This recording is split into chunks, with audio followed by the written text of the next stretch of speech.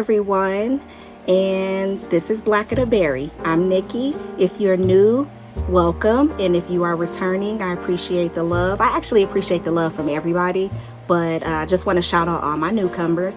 Now, if everybody can just get together, subscribe, like, comment, and tell a friend that knows somebody else about Black of the Berry.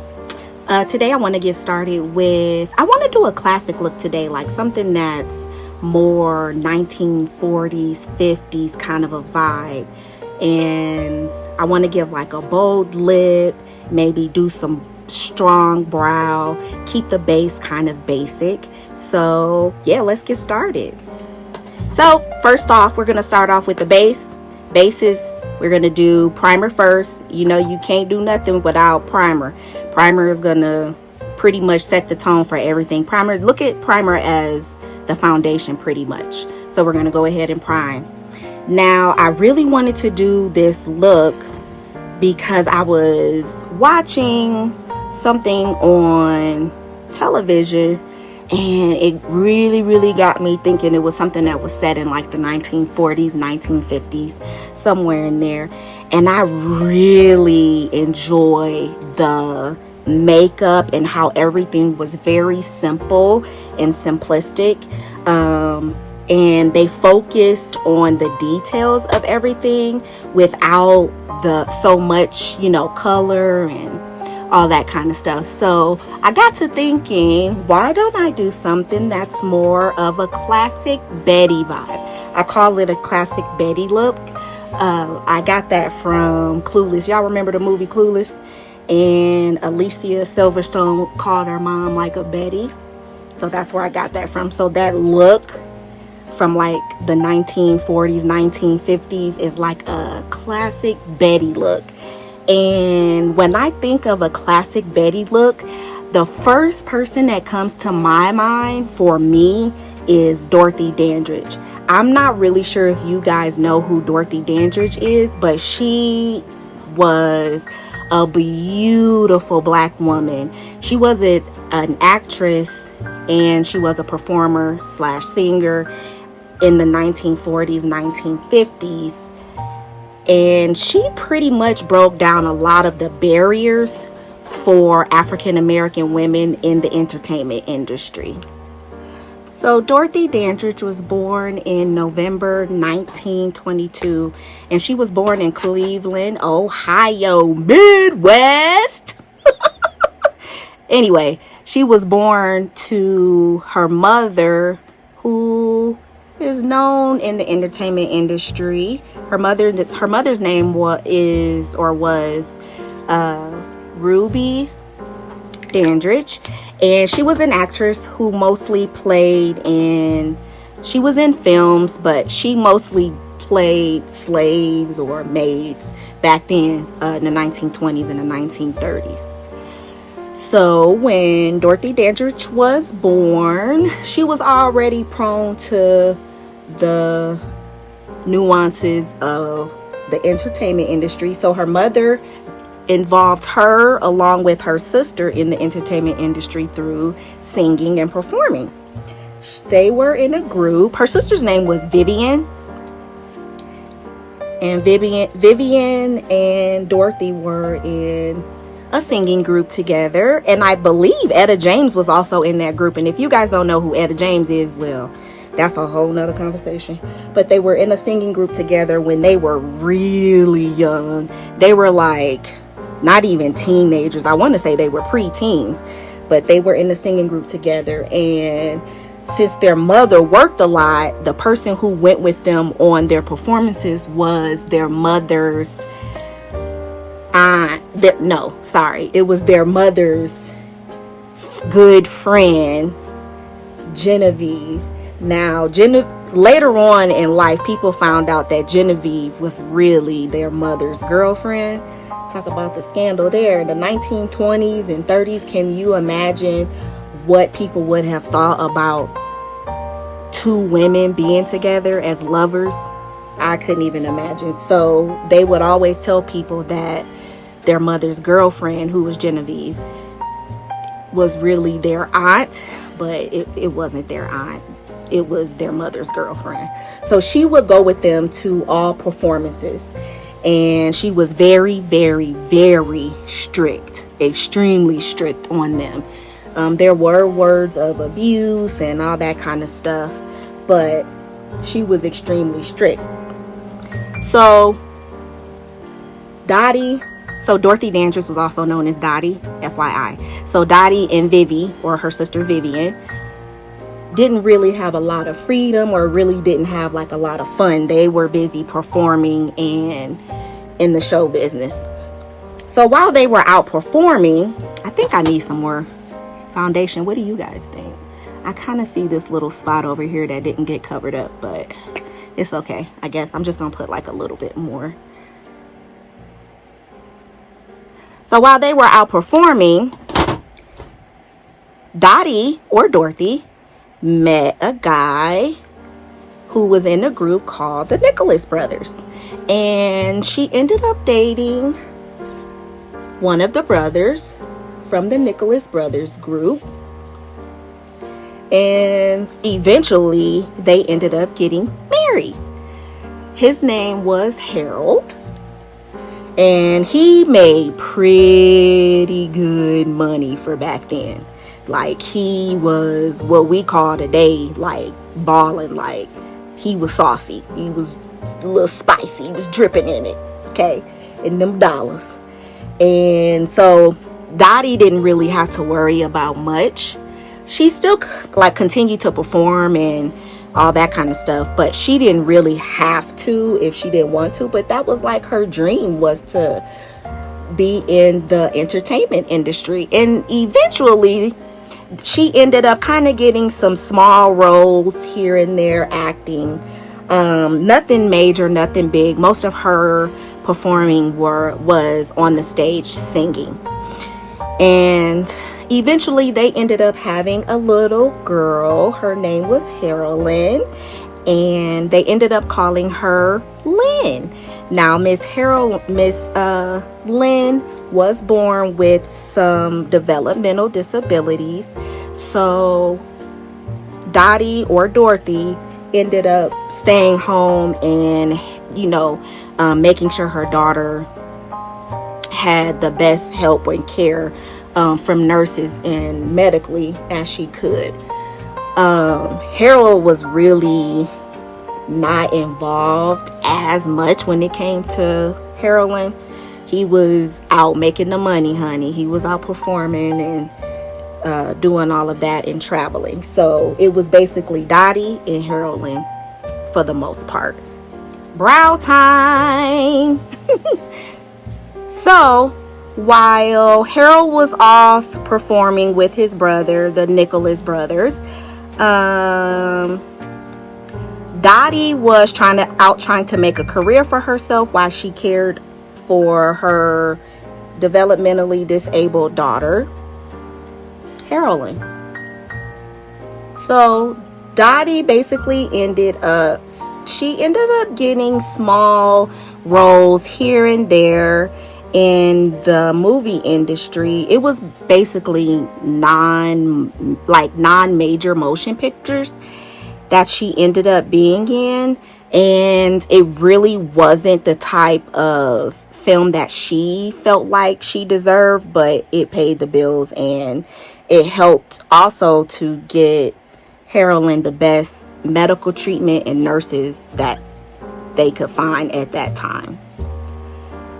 So Dottie ended up singing. So she wanted to break through the industry, not just with acting, but she also felt she could also sing. And when she started singing, that is what really got her noticed in the major motion picture entertainment industry, is when she started singing.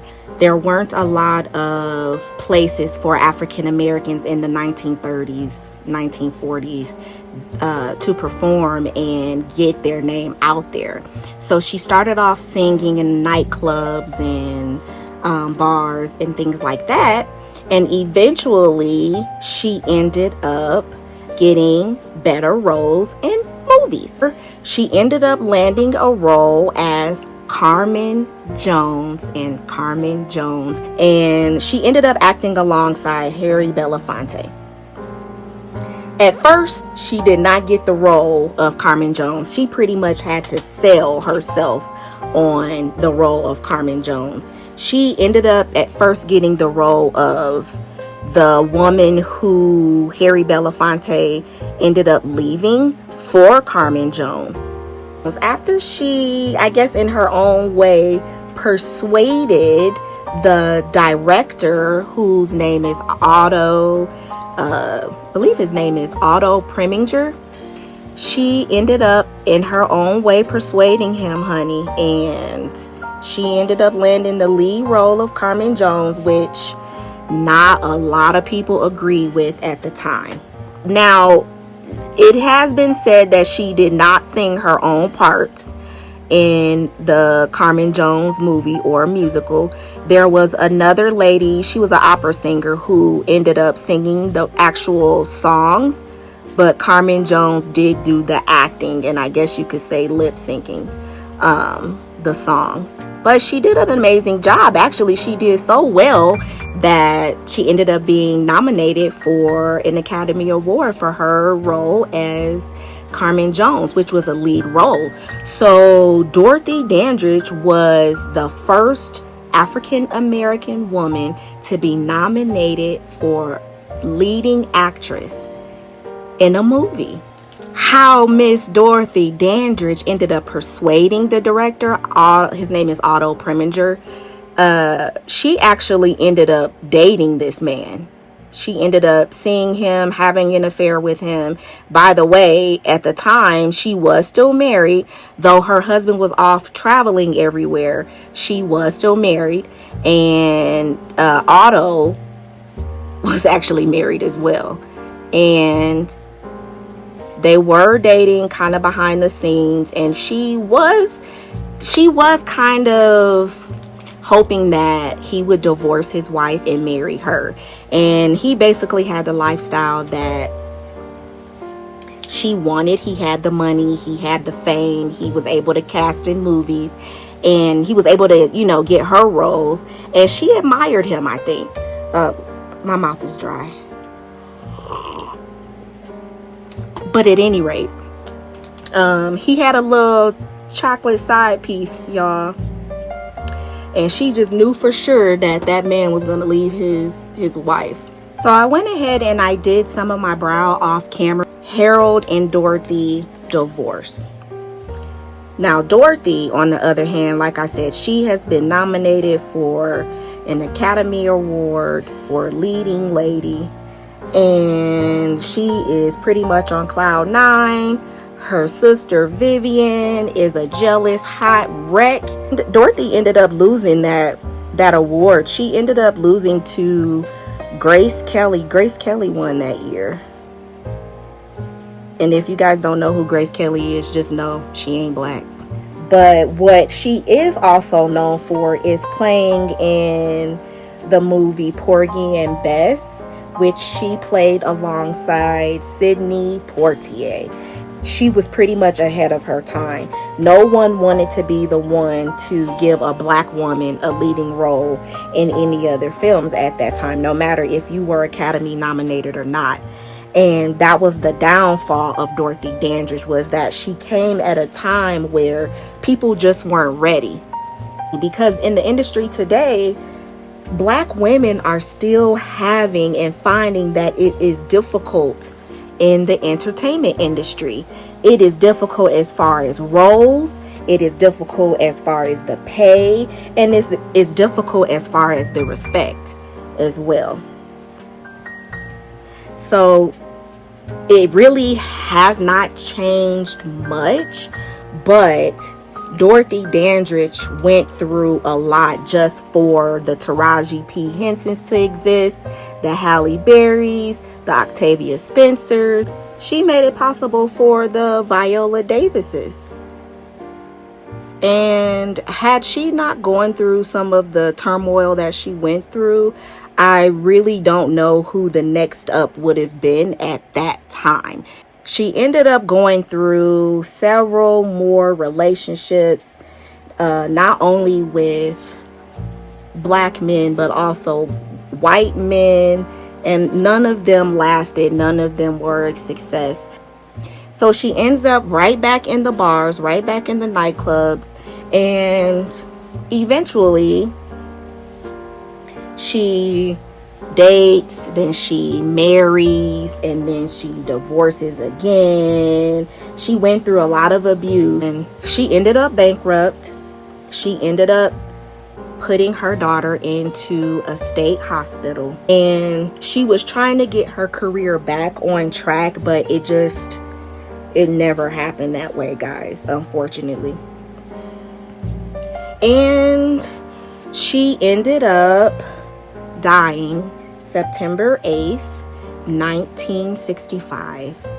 Dorothy Dandridge was found in her home, and it was thought at first that she had an Lord, I'm a whole nurse and I can't say this word. An embolism. And then after doing an autopsy, they figured out that she either ended up overdosing on antidepressants, or she committed suicide. Now, here's the big thing about the suicide, or there has been this big thing about, well, did she commit suicide or was it an overdose? It was said that the way she was found was that there was no way that she killed herself being found that way. She was found on the floor, basically naked. What does this look like, guys? Does this look okay to you guys? I think it looks okay, but you guys can just let me know. It's my favorite part, guys. Ooh!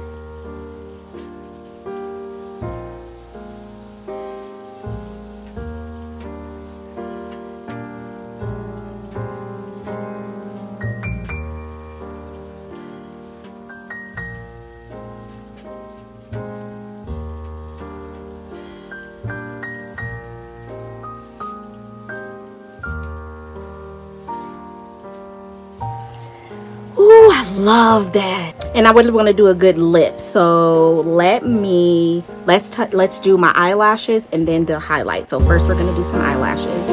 And do I really want to use, I don't know which mascara I want to use yet, but I think I'm going to use this one.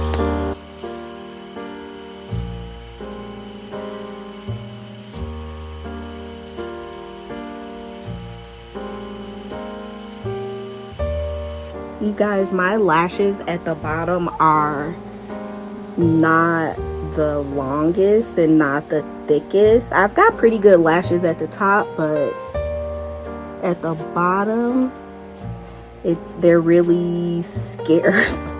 So I don't know if you guys can see that, but it's getting there, I guess.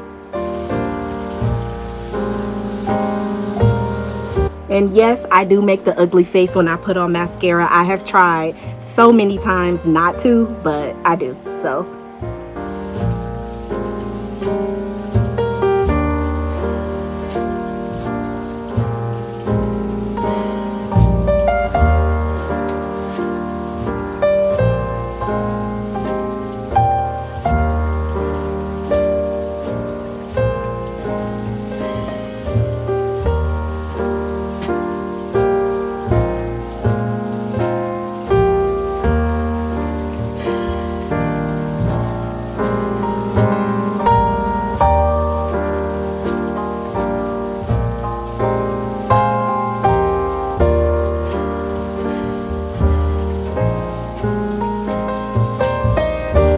and last but not least, we want to get this bold lip going, and I think that would complete the look, guys. I really don't.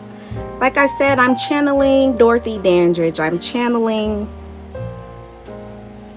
would like to channel classic girl next door, va va va voom, 1940s kind of a look.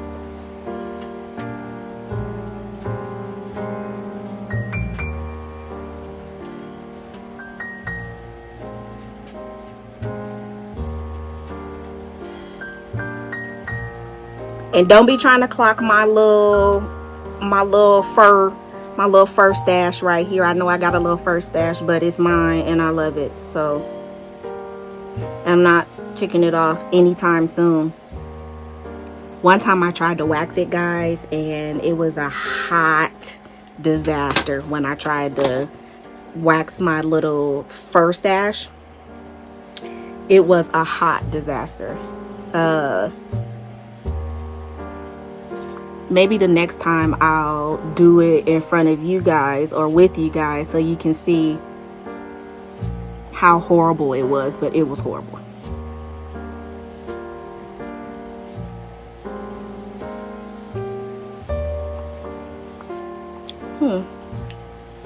I don't know, guys. What do you think about this lip? Is it doing enough?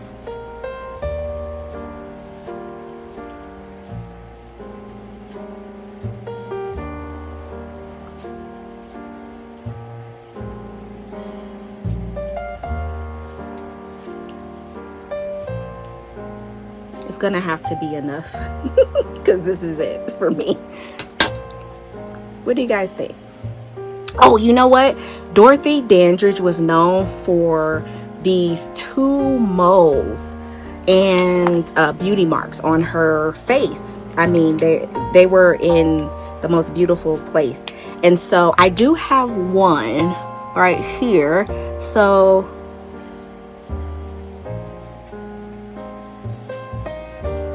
I'm gonna place that there. And then she had one like right under her eye. So I guess I kind of want to go here. Can you guys see that? So in honor of Dorothy, we're gonna have a little beauty mark going on. What do you guys think? Let's pull this all together. Okay, guys, so here's the finished product.